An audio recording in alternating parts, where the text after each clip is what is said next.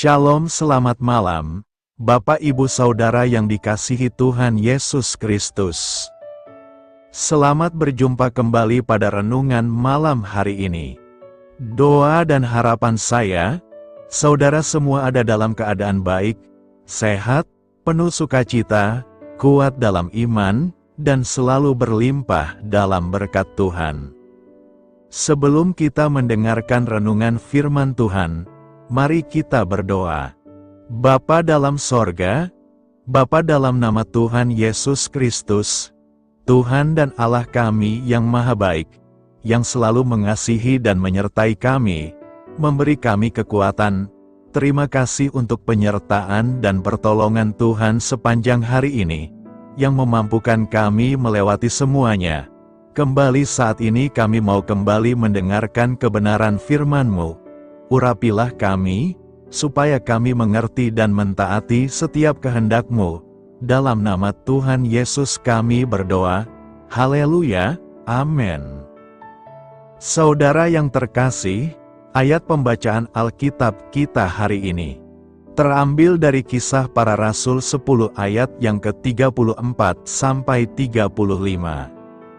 Kisah Para Rasul 10 ayat 34 sampai 35. Lalu mulailah Petrus berbicara. Katanya, "Sesungguhnya aku telah mengerti bahwa Allah tidak membedakan orang.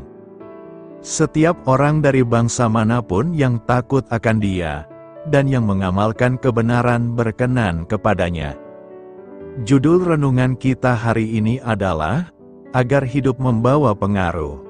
Sahabat Suara Kasih, London adalah kota kosmopolitan, tempat tinggal bagi orang-orang dari berbagai bangsa.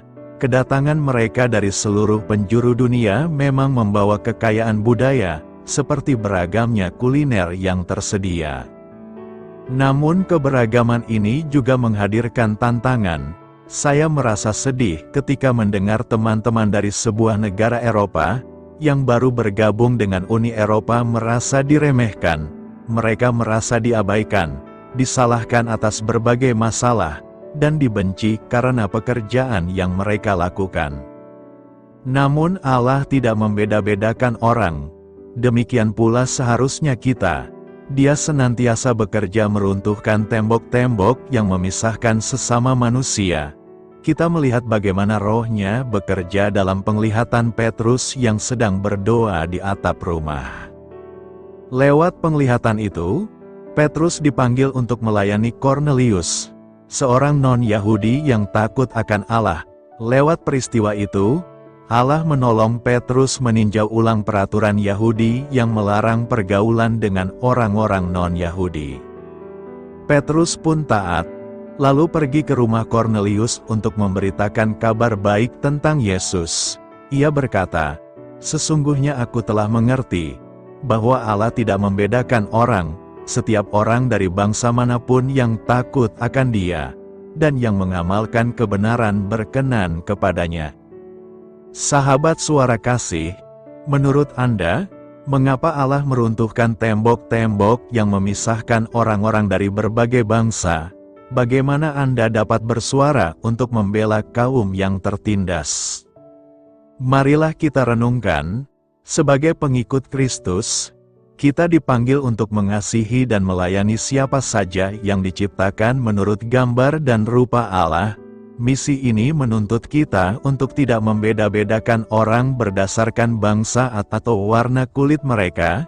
Kiranya kita belajar untuk mengupayakan keadilan dan membela kaum yang tertindas, sesuai dengan tuntunan Allah. Bapa, tolonglah kami untuk dapat membawa pengaruh dari-Mu ke dalam komunitas kami. Amin. Tuhan Yesus memberkati. Saudara yang terkasih, demikianlah renungan firman Tuhan pada malam hari ini. Semoga menjadi berkat bagi kita semua. Dan untuk menutup renungan kita pada malam hari ini, mari kita berdoa. Terima kasih Tuhan Yesus, kami mengucap syukur Bapa, karena firman-Mu yang memberi kami kekuatan, sukacita, penghiburan, dan memberi kami kepastian, bahwa hari-hari ke depan, kami akan selalu aman dalam penjagaan dan dalam pemeliharaan Tuhan. Kami tidak takut sebab Tuhan beserta kami, dan Tuhan menjaga kami dalam setiap langkah kami. Tolong kami Tuhan supaya kami tidak keluar dan menjauh dari anugerah-Mu, dari kasih karunia-Mu, dari penjagaan-Mu Tuhan. Tolong kami supaya tidak mengandalkan diri kami sendiri, tapi selalu mengandalkan Tuhan, dan percaya dengan-Mu dengan segenap hati. Terima kasih Bapa untuk firman-Mu, sepanjang malam ini kembali kami akan beristirahat. Lingkupi kami dengan kasih-Mu, naungi kami dengan kuasa-Mu, berikan kami tidur yang nyenyak, dan bangunkan kembali besok pagi dengan kekuatan baru. Kami berdoa bagi yang sedang dalam keadaan sakit, dan dalam pergumulan, persoalan, lawatlah ya Tuhan, nyatakan kuasa kesembuhan, pemulihan, kelepasan, dan pertolongan-Mu yang ajaib bagi setiap kami. Kami serahkan semua ke dalam tangan kasih-Mu, ampuni kami akan dosa kesalahan kami.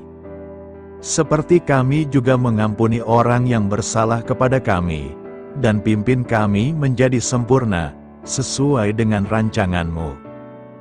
Dalam nama Tuhan Yesus Kristus, Tuhan dan Juru Selamat kami, nama di atas segala nama, nama yang menyelamatkan, kami sudah berdoa dan mengucap syukur. Haleluya! Terimalah berkat Tuhan. Tuhan memberkati engkau dan melindungi engkau. Tuhan menyinari engkau dengan wajah-Nya dan memberi kasih karunia.